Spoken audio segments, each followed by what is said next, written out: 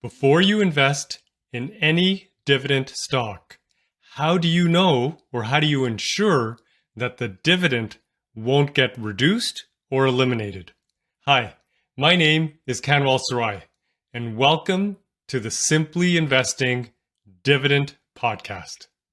In this episode, we're going to look and see if the dividend is safe before you invest any of your money into a dividend stock.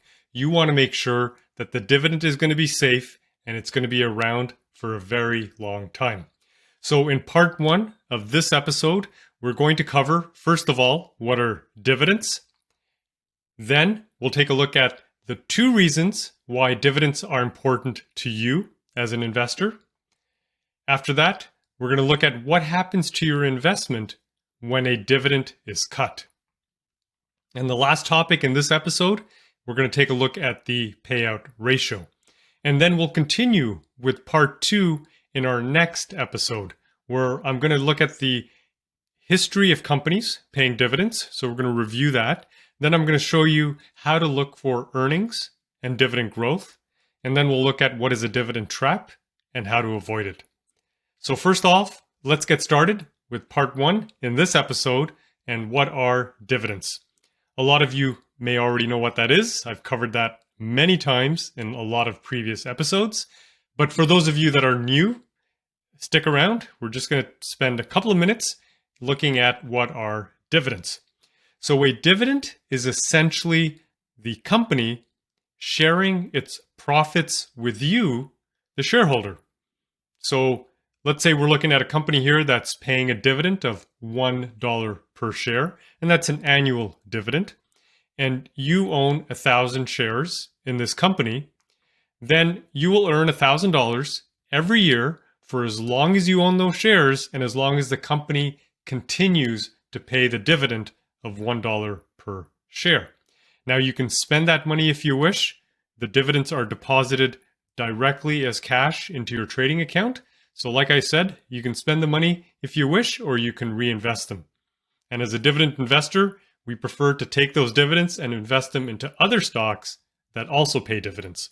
And over time, that's how you grow your investments. Now, keep in mind here, in this example, we talked about a dividend of $1 per share. As long as you own those shares, you will receive those dividends regardless of the stock price. Stock prices go up and down all the time. Stock markets go up and down all the time. But if a company is paying a dividend of $1 per share and you own those shares, they will pay you those dividends and that cash. And we're going to take a look later on in this episode of what happens if a company reduces its dividend or eliminates its dividend. So we'll look at that in a couple of minutes later on.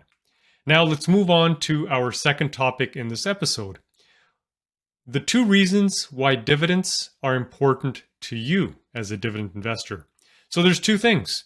Number 1 is going to be income. Dividends provide you with income. Okay, so let's look at that first. Secondly is margin of safety, but we'll look at that later. We're going to start off with income, dividend income. So in this example, we're going to take a look at a real life example of a company, Royal Bank of Canada, RBC. This is the largest bank in Canada, was founded in 1864. They serve over 17 million clients. They have over 94,000 employees. They operate in Canada and in 36 other countries, including the US. And RBC, the Royal Bank of Canada, has over $1.9 trillion of assets under management. So they are a fairly large bank. So if we take a look at this on the screen, you can see what a typical stock quote looks like. So I got this from Yahoo Finance. You can get it from Google Finance or MSN Money or CNBC, any of the hundreds of sites that give you stock quotes. So you just type in the company name or the stock symbol, which is RY, and you can see that the share price as of this recording is $126. But we're going to focus on, in this example, we want to look at the dividend and the dividend yield specifically. So it's really simple. This is not complicated math. The dividend yield is your annual dividend divided by the share price. So in this example, we can see that the company is paying an annual dividend of $5.40. We divide that by the share price, $126. We express that as a percentage. You can see that the dividend yield is 4.32% today. And we can see it in the screenshot right there. In the stock quote, it will tell you automatically what is the dividend yield if you were to buy the stock at this price. Now, if the stock price changes, the dividend yield is going to change. If the annual dividend changes, then that's also going to change the yield. But as of right now, what we see on the screen, we can see the dividend yield is 4.32%. And what does that mean? That means that is a return on your investment while you hold on to those shares. And again, the stock price can go up and down, but as long as you bought the shares at this price, in this example, $126, and the company continues to pay the dividend, you will earn 4.32% every year. Let's take a look at a very quick example. So if you were to invest $25,000 in this company, in this stock, then 4.32% of that is exactly $1,080. So you would receive $1,080 every single year as long as you own those shares and as long as the company continues to pay the dividend. So that's not bad, but let's take a look at a more specific example. We're going to stick with RBC, and we're going to start in the year 2010. So we're going back a couple of years, and imagine you had bought 100 shares back in 2010, and at that time, the share price was $50.40. So $50.40 to buy one share, and in this example, we're going to say you bought 100 shares. So your total investment in RBC was $5,040. So roughly $5,000, if we're just going to round that off. So you can see that in 2010, and you can see it up on the screen, the company was paying a dividend of $2 per share. Okay? So you can see that the dividend yield, and again, just a quick reminder, we take the dividend at the time divided by the stock price, which is your purchase price at that time. So $2 divided by $50.40, you can see that the dividend yield was 3.97%. Now, at the end of the day, what that means is your annual dividends was $200, right? We take the $2 dividend per share, multiply that by the 100 shares that you bought, and you receive $200 in dividends. The following year, the company increased its dividend. So you can see here up on the screen, as soon as we can get it up here, the dividend went to $2.08. So the yield went up to 4.13%, and the dividends you received was $208 now. So not a huge increase, but it's still an increase nevertheless. The year after that, in 2012, the company increased the dividend again, and then you received more dividends that year. In fact, the company has increased its dividend every single year. And you can see it up on the screen. We have all of the dividends listed out. We have all of the dividend yield listed out since 2010. And I'm going to jump to the current 2023. As of this recording, the annual dividend is $5.40. So if we take the current dividend today, divided by your purchase price, which was $50.40, you can see that your dividend yield is a little over 10%. So 10.71% return every single year. That means this year, you will receive $540 in dividends from this company. So that's a big increase from 2010 when you were only receiving $200 that year in dividends. So now you're making a lot more. Now, if we add up all the dividends received since 2010, and remember you bought 100 shares, you can see that you would have received over $4,830 in dividends. Now that's very close to your initial investment, which was roughly $5,000. And the way things are going, we can assume that within the next 8 to 12 months, that the total dividends received from this investment will exceed your initial investment, which is incredible, right? Now let's summarize just some of the numbers here. So the total investment you can see on the screen was roughly $5,000. You can see the stock purchase price was $50.40. Today, the stock is trading at over $126. The stock price appreciation alone is 151%. But it gets even better because now we're going to add on the dividends. So you can see that when we add all the dividends in that you've received over the years, you can see that your total investment has grown by 247%. Okay, so now we can see that the total investment today, if anybody's interested, the $5,000 initial investment today is worth over $17,400. Okay. Now we're going to look at number 2. Remember I said there was 2 reasons why dividends are important to you? So one was income, and we just saw that. Great source of income. It starts off small, but over time it grows.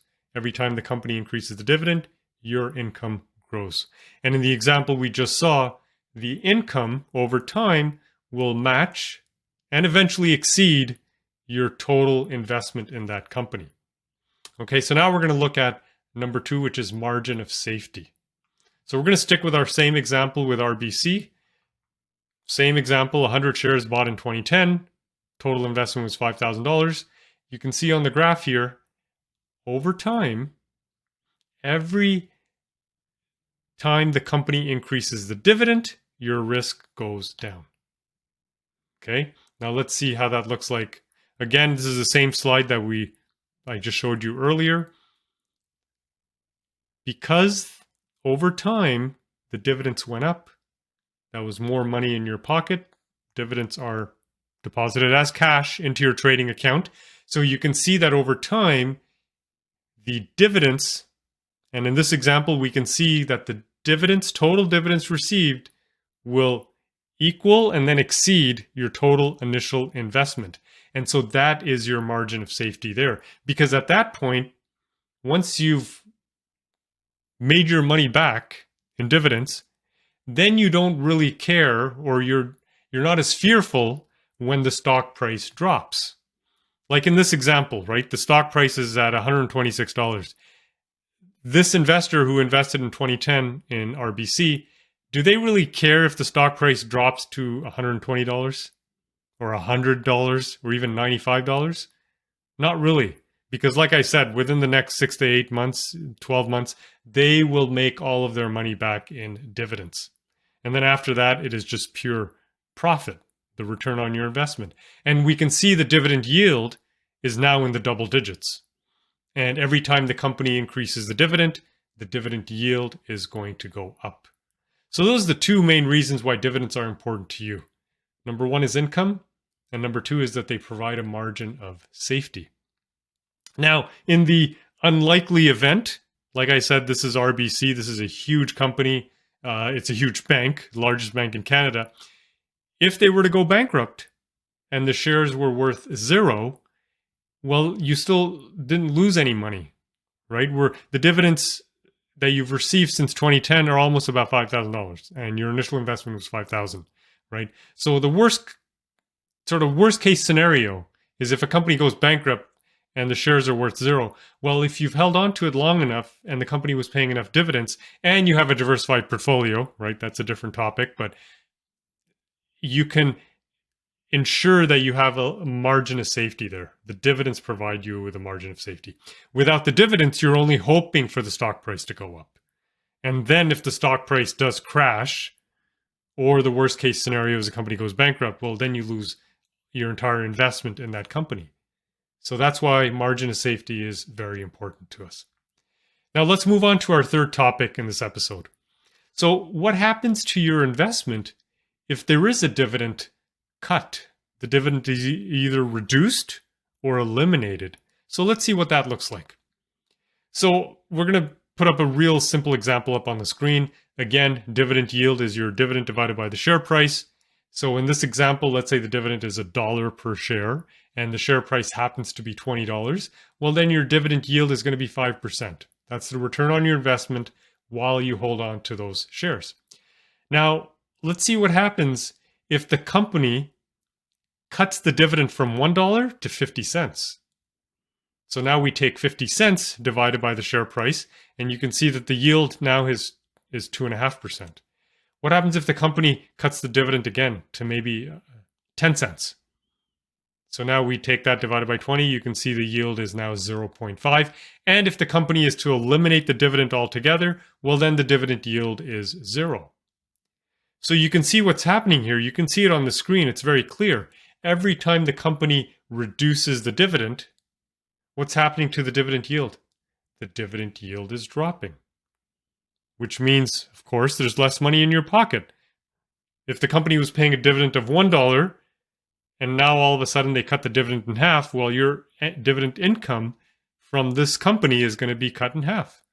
So you can see that clearly. And so what this means, of course, I just said this before, but if the dividend is eliminated, your dividend income from that stock goes to 0, because now you're not going to be receiving any more dividends. The dividend's gone. Now, if the dividend is reduced, like I said before, your dividend income is also going to get reduced. So any of the above actions will cause a drop in the stock price. Why? Why does that happen? Well, let's take a look at our example we just looked at. If the dividend yield is so low, so let's say in this example 0.5%, investors don't want to take that risk. They would take their money and just put in a term deposit where you can make 3, 4, 5%, or put it even in a checking account that will pay you 1%, right? If that's, I know interest rates are going up, so maybe that's a possibility. But if you can as an investor, if you can put your money in a low risk investment and get a higher return, then why would you risk your money in dividends with a very small dividend yield? So when that happens, investors will shy away from the stock. They might even sell the stock if the dividend gets cut. So any of those things, when that happens, then the stock price is going to come down because there's less demand for that stock.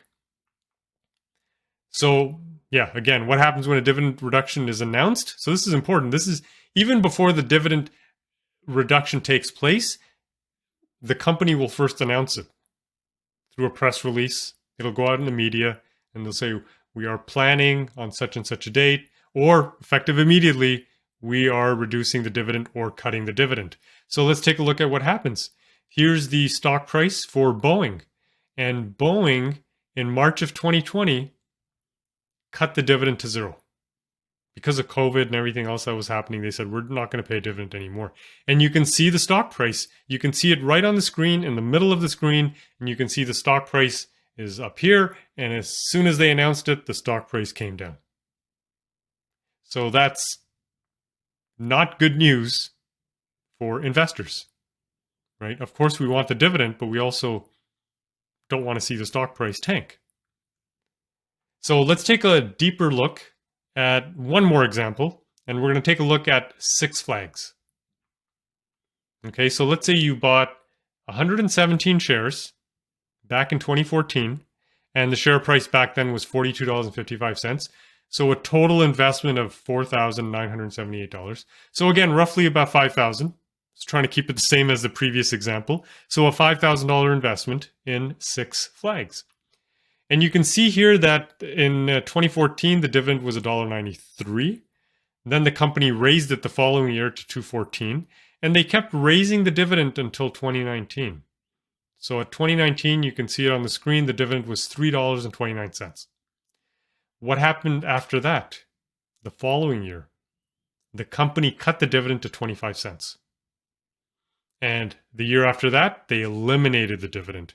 And so you can see in 2021, 2022, in 2023, the dividend was 0. The company did not pay a dividend to any investors. And when that happens, you can see it up on the screen, the dividend yield was 0. So if we add up all the dividends since 2014, you can see that it only comes out to $1,845.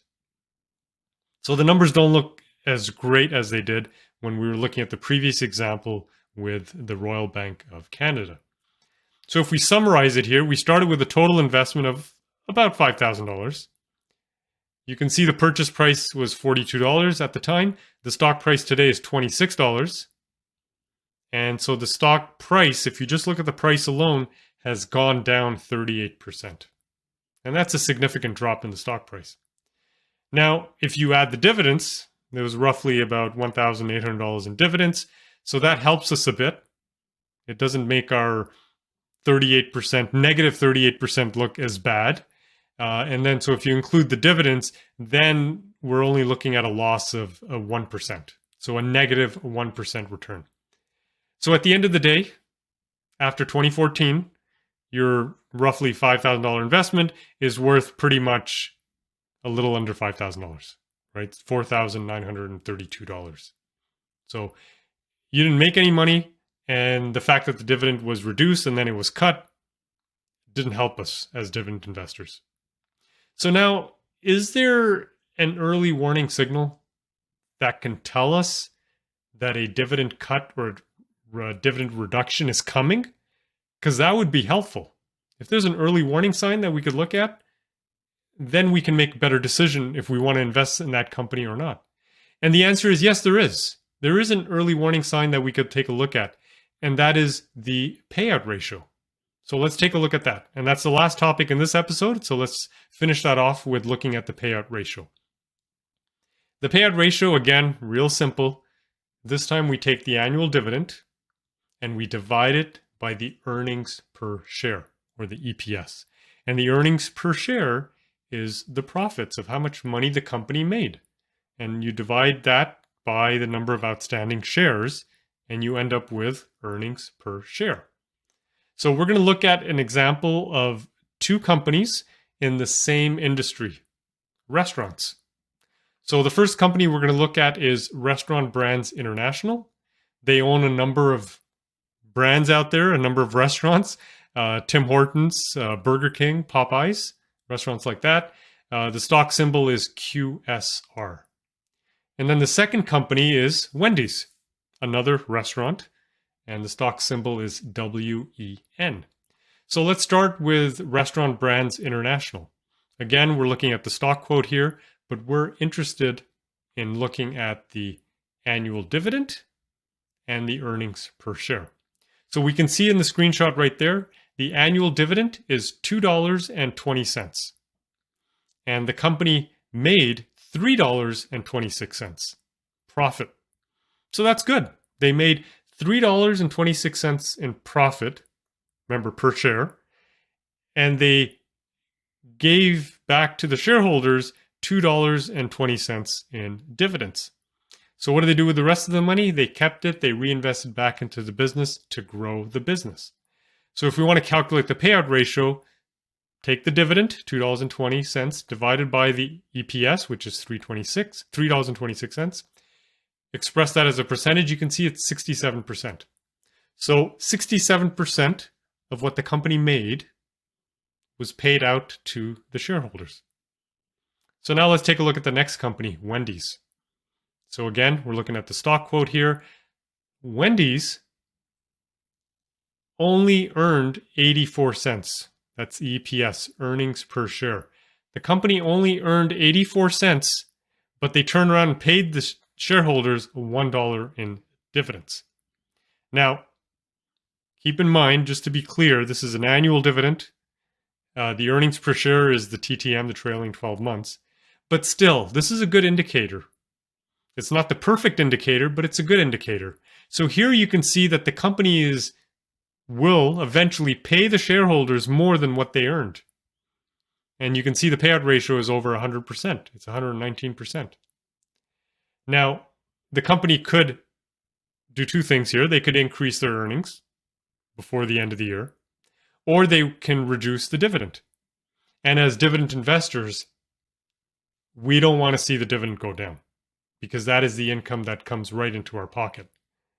So if we look at these two companies side by side, all things considered equal, okay, we're not going to look at, for now, we're not going to look at the debt, we're not going to look at the PE ratio, the book value, and all the other stuff.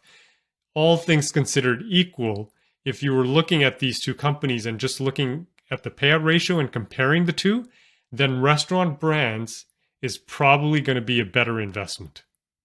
Whereas with Wendy's, the payout ratio is over 119%.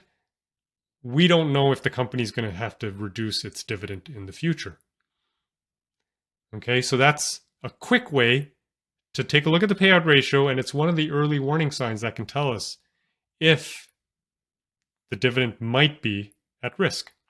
Now, here's another sign in case you missed it. So we're looking back at the Six Flags numbers up on the screen, and you can see that in 2019, the dividend was $3.29. The following year, the dividend was 25 cents a share. So right there, that should have been an early warning sign. As soon as the company reduced their dividend, this tells us that something is wrong. The company doesn't believe that they will have enough earnings to cover the dividend. So they have no choice but to reduce the dividend. And because they're reducing the dividend, the stock price is going to come down. And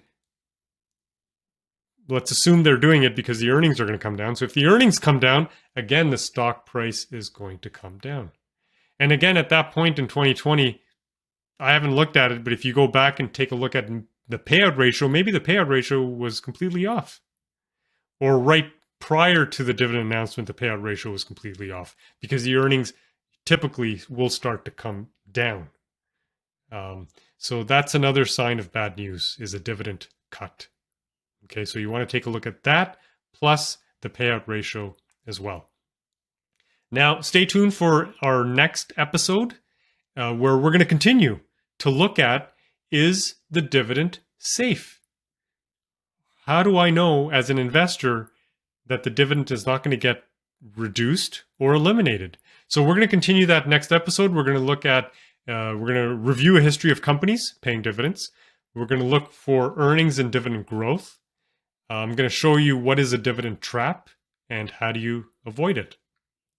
So if you enjoyed today's episode, be sure to hit the subscribe button, hit the like button as well. And for more information, take a look at our website, simplyinvesting.com. Thanks for watching.